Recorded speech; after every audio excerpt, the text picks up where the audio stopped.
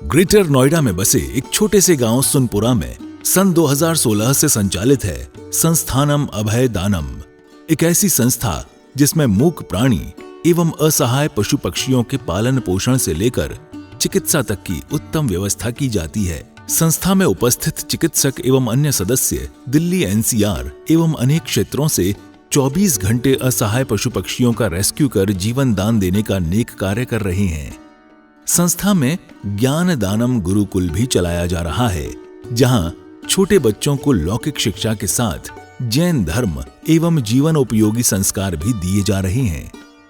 शिक्षा ही नहीं बल्कि बच्चों के रहने एवं खाने की भी निःशुल्क व्यवस्था की जाती है। इनके साथ ही संस्थान में औषधानम आयुर्वेदिक एवं प्राकृतिक चिकित्सा केंद्र में चिकित्सकों के परामर्श से लोगों का उपचार निःशुल्क किया जाता है। संस्था में हथकरघा एवं हस्तशिल्प प्रशिक्षण केंद्र भी संचालित है, जिसमें युवाओं को विभिन्न कलाओं का निःशुल्क प्रशिक्षण प्रदान किया जा रहा है। सन 2017 में इस परिसर में श्री दिगंबर जैन मंदिर की स्थापना भी की गई, जहां अरिहंतगिरी तमिलनाडु से लाई गई मूलनायक भगवान शांतिनाथ की मनोहारी प्रतिमा लगभग 500 वर्ष प्राचीन है। प्रतिमा इतनी निराली है कि हर कोई इन पर मोहित हो जाता है। मंदिर जी में प्रतिदिन प्रभु का अभिषेक, शांति धारा एवं पूजन होता है। वर्तमान में पशुजन्य दुग्ध पदार्थ क्रूरता मुक्त न होने के कारण यहाँ अभिषेक हेतु वनस्पति जन्य विकल्पों जैसे कि नारियल जल, पुष्प एवं फलों के रसों का प्रयोग किया जाता है। क्षेत्र पर हस्तलिखित पांडुलिपि संग्रहालय, जैन वीगन ऑर्गेनिक भोजनालय, गुरुकुल निर्माण का कार्य निरंतर चल रहा है। यदि आप भी ऐसे मनमोहक स्थान संस्थानम अभयदानम के किसी भी कार्य एवं क्षेत्र में सहयोग देना चाहते हैं तो संपर्क करें 9868356946 9329322040। आचार्य श्री उमा स्वामी विरचित तत्वार्थ सूत्र पाठशाला। मंगल आशीर्वाद परम पूज्य आचार्य श्री 108 श्रुत सागर जी महाराज, परम पूज्य आचार्य श्री 108 प्रमुख सागर जी महाराज। प्रेरणा स्रोत परम पूज्य मुनि श्री 108 प्रणम्य सागर जी महाराज एवं परम पूज्य पाठशाला प्रणेता मुनि श्री 108 हनुमान सागर जी महाराज। नमन करता स्वर्गीय श्री उमाशंकर जैन गाजियाबाद वाले।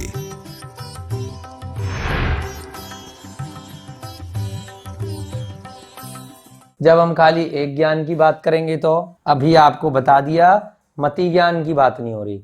अकेला, मैं अकेला ही चला था, तो वही अकेला कौन है? मैं अकेला ही पैदा हुआ। एकत्व भावना जब बारे भावना पढ़ेंगे, अकेला ही संसार में आया था, अकेला ही अपने कर्मों का फल भोग रहा हूँ, अकेला ही मरण को प्राप्त होऊंगा और अकेला ही सिद्ध बनूंगा। इस संसार के बाकी जीवों से मेरा कोई लेना देना नहीं है। तो एक ज्ञान कौन सा?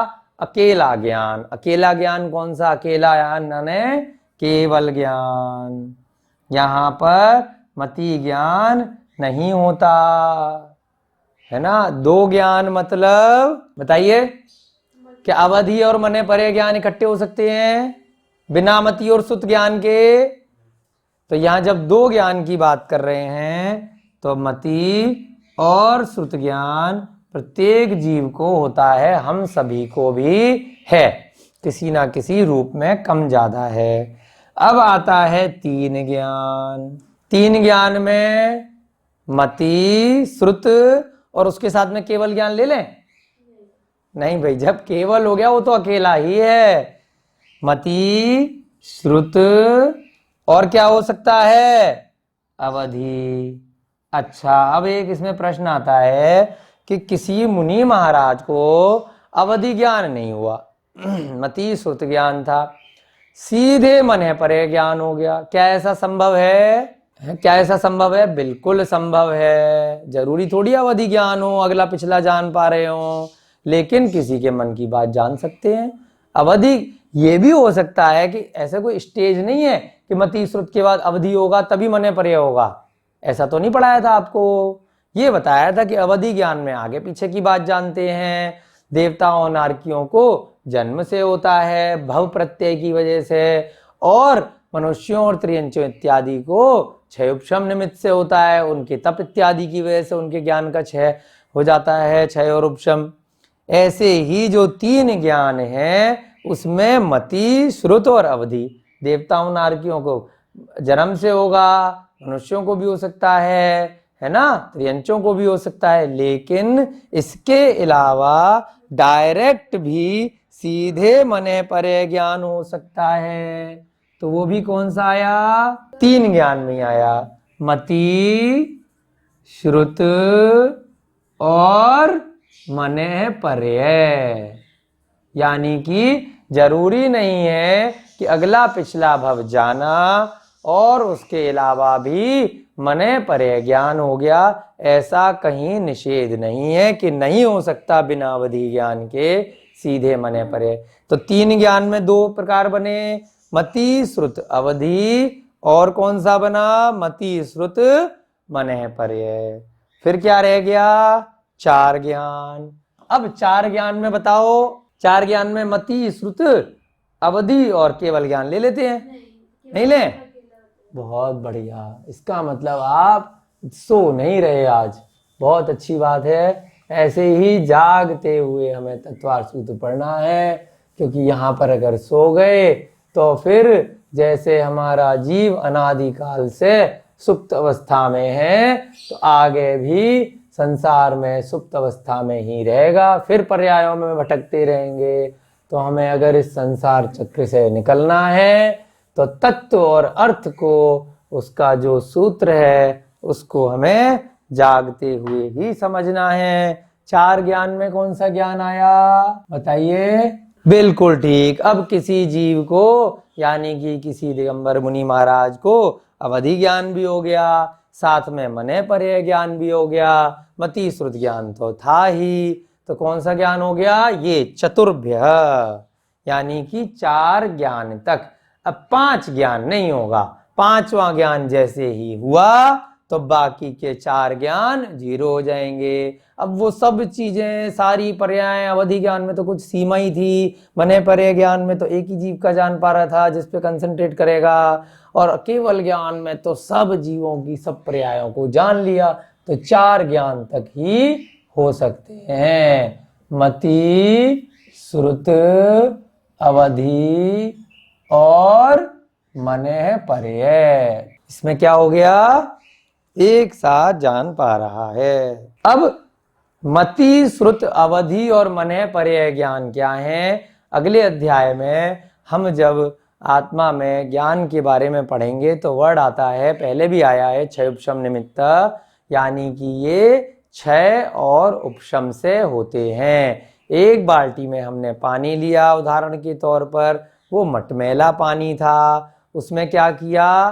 फिटकरी डाली। फिटकरी डालने से क्या हुआ कि जो मिट्टी थी वो नीचे बैठ गई, तो क्या हुआ? मिट्टी का नीचे हमने क्या किया? क्षय उपशम हो गया। अभी पानी में मिट्टी है, परंतु थोड़ी समय के लिए उपशम माने दब गई है। जैसे ही किसी ने हल्का सा हवा चली या पैर लगा दिया बाल्टी में, फिर वो गंदला हो गया, पानी गंदा माने फिर से मटमैला हो गया। तो क्षय और उपशम, थोड़ा क्षय है, थोड़ा उपशम है, थोड़ा उसमें मिक्स है और थोड़ा नीचे बैठ गया। अब उदाहरण आएगा कि अब आपने कहा बहुत हो गया, बार बार मिट्टी पानी में मिल जाती है, एक आपने कोई चम्मच ली, कोई कटोरा लिया या किसी तरीके से उस पानी में से मिट्टी को जो नीचे बैठ गई थी उसको हटा के अलग कर दिया। अब आप बिल्कुल क्लीन पानी हो गया, अब उसको कितना भी हिला लो अब वो मटमैला नहीं हो रहा। तो जो मिट्टी थी उसको निकाल के अलग कर दिया तो क्या बन गया? क्षय हो गया। तो जब ज्ञान का आवरण पूरी तरह से क्षय हो जाता है, बार बार हिलता ढुलता नहीं है, तो उसे क्या बोलते हैं? क्षायिक। क्या बोलेंगे? जब ज्ञानावरणी क्रम क्षय हो गया, यानी कि केवल ज्ञान में पूरी तरह से जो आवरण था वो हटका के फेंक दिया गया। और इन चार प्रकार के ज्ञानों में क्या है?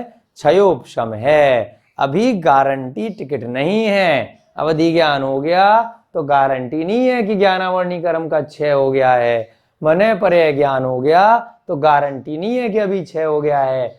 हाँ, मने परे ज्ञान में हमने पढ़ा था जो विपुल गति है तो आगे के गुण स्थानों में टिकट कंफर्म हो गया है कि क्षय हो जाएगा, बट अभी तक हुआ नहीं है क्षय।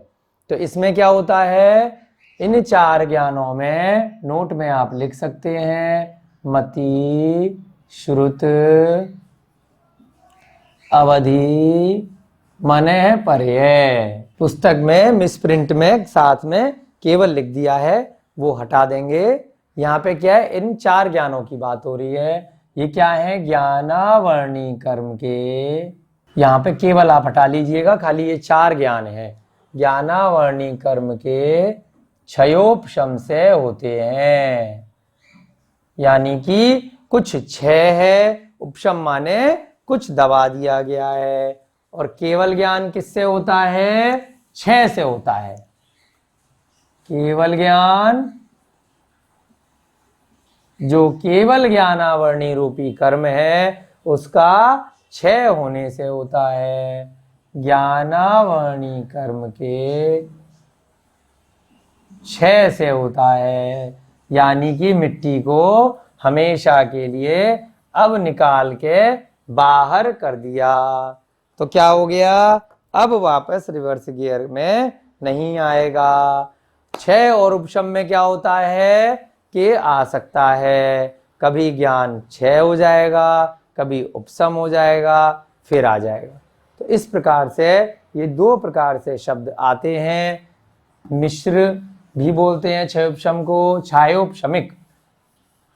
अगला अध्याय जब आपका 2-3 दिन में शुरू होगा तो और अच्छे से ये वाले शब्दों के मतलब आपको समझ में आएंगे कि छायक क्या होता है, छायोपशमिक क्या होता है, मिश्र क्या होता है, और खाली औपशमिक यानी कि उपशम क्या होता है।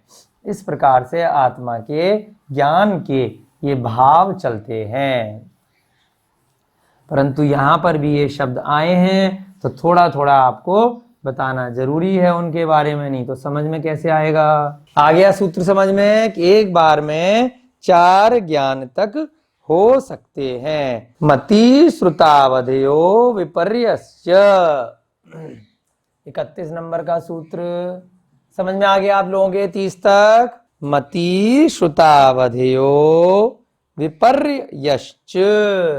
क्या मतलब हुआ, विपर्य संधि विच्छेद करेंगे, मति ज्ञान, श्रुत ज्ञान, अवधेयो माने यहाँ पे क्या ले लिया, अवधेयो यानी अवधि ज्ञान, विपर्य श लग गया तो क्या बन गया, विपर्ययः, विसर्ग लग जाएगा।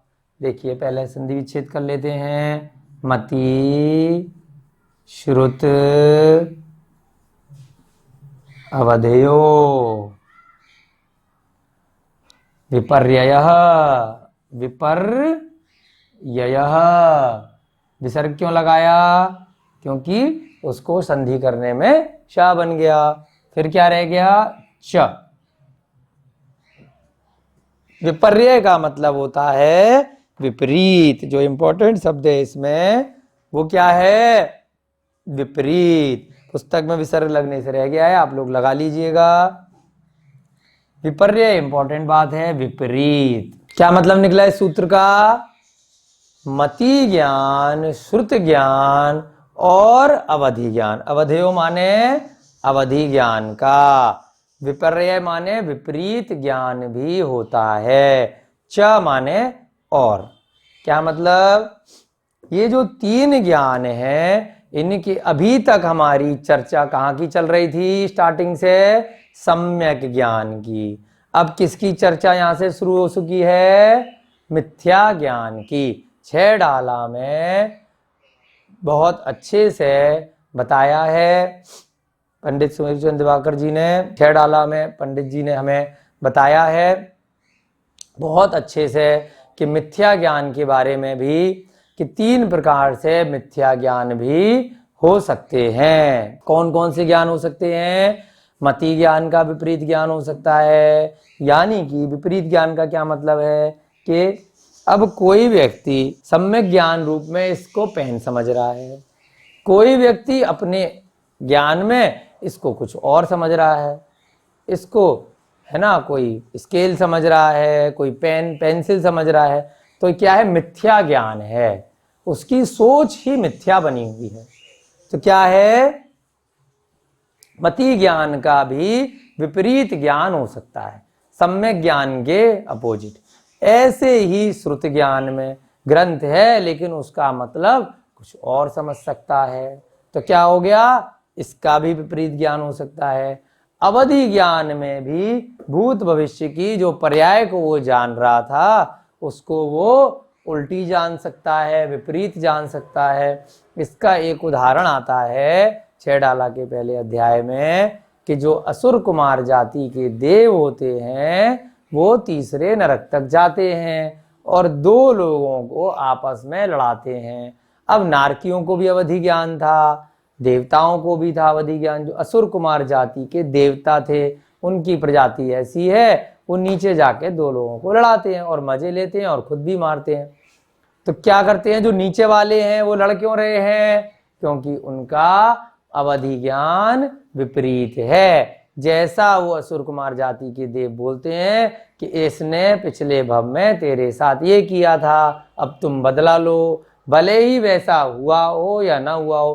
कु अवधि ज्ञान, कौन सा ज्ञान, कु अवधि ज्ञान, यानी अवधि ज्ञान के विपरीत ज्ञान से वो दोनों नारकी समझते हैं कि हाँ ऐसा ही हुआ होगा, और वो दोनों मारते मारते रहते हैं, लड़ते रहते हैं। प्राकृतिक वातावरण में स्थित है। यहाँ बहुत सुंदर हसमुख प्रतिमाएं, नेमिनाथ भगवान की, मुनीश्वर भगवान की दर्शन करके मन प्रफुल्लित हो जाता है। यहाँ पे गौशाला चल रही है, पशु पक्षियों के लिए प्राकृतिक वातावरण है और खाने की भी यहाँ उत्तम व्यवस्था है। बहुत ही अच्छा लगा, बार बार आने का मन कर रहा है। तीर्थंकर लेनी आना चाहिए, सभी जैन बंधु यहाँ पधारे और दर्शन करके अपने आप को कृतार्थ माने, धन्य माने। नदी के अंदर से ये प्रतिमा निकली है, ये पूरा मंदिर नदी में से निकला है। आप सभी को यहाँ के दर्शन करने चाहिए और जरूर से आना चाहिए। यहाँ पे गौशाला और हथकरघा का काम भी चलता है और बहुत ही अतिशयकारी प्रतिमा है, बहुत ही सुंदर, जिसको देखते ही मन ऐसा करता है कि बार बार यहाँ मंदिर आए और बार बार दर्शन करें। प्रतिमा इतनी अतिशयकारी है कि दोबारा वापस मंदिर फिर दर्शन करने आए हम लोग। आचार्य श्री उमा स्वामी विरचित तत्वार्थ सूत्र पाठशाला। मंगल आशीर्वाद परम पूज्य आचार्य श्री 108 श्रुत सागर जी महाराज, परम पूज्य आचार्य श्री 108 प्रमुख सागर जी महाराज। प्रेरणा स्रोत परम पूज्य मुनि श्री 108 प्रणम्य सागर जी महाराज एवं परम पूज्य पाठशाला प्रणीता मुनि श्री 108 अनुमान सागर जी महाराज। नमन करता स्वर्गीय श्री उमाशंकर जैन गाजियाबाद वाले। प्रायोजक ज्ञान दानम गुरुकुल।